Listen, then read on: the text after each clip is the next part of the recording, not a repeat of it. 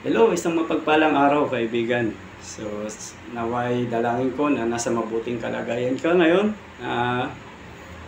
Alam ko na meron tayong iba't ibang mga pagsubok na dinaraanan sa buhay natin. So, nawa tayo patuloy na magtiwala at lumapit sa Panginoon. Kaya ako'y muling aawit sa iyo kaibigan. At pakinggan mo ang mensaheng ito ng ating awitin.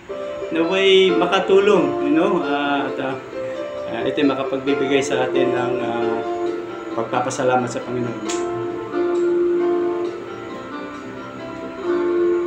Nakakaramdam ka na ba ng kahinaan sa bawat hirap at pagsubok na nadaraan?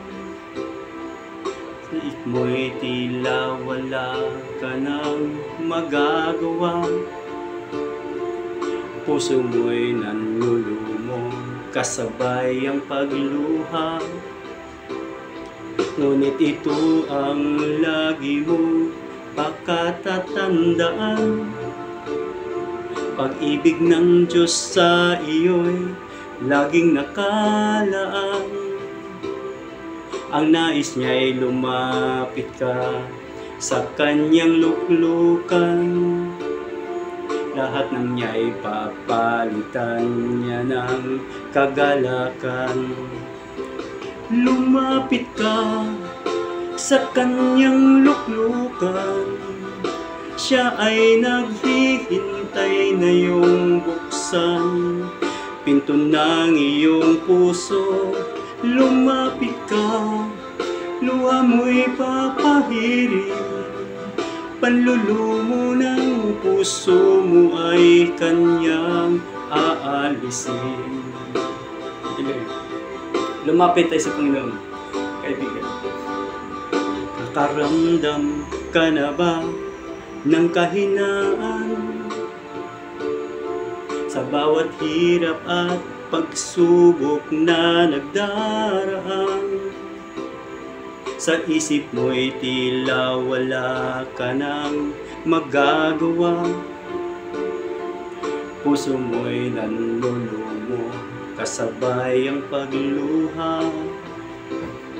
Ngunit ito ang lagi mong pagkatatandaan, pag-ibig ng Diyos sa iyo'y laging nakalaan.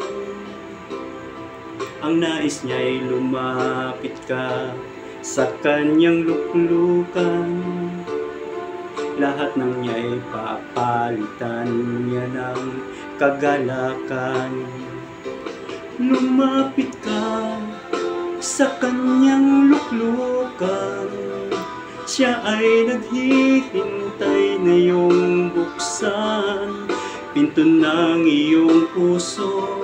Lumapit ka, luha mo'y papahirin, panlulumo ng puso mo ay kanyang aalisin.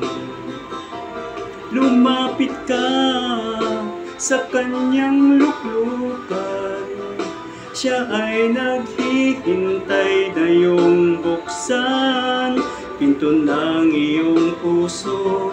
Lumapit ka, luha mo'y papahirin, panlulumo ng puso mo ay kanyang aalisin.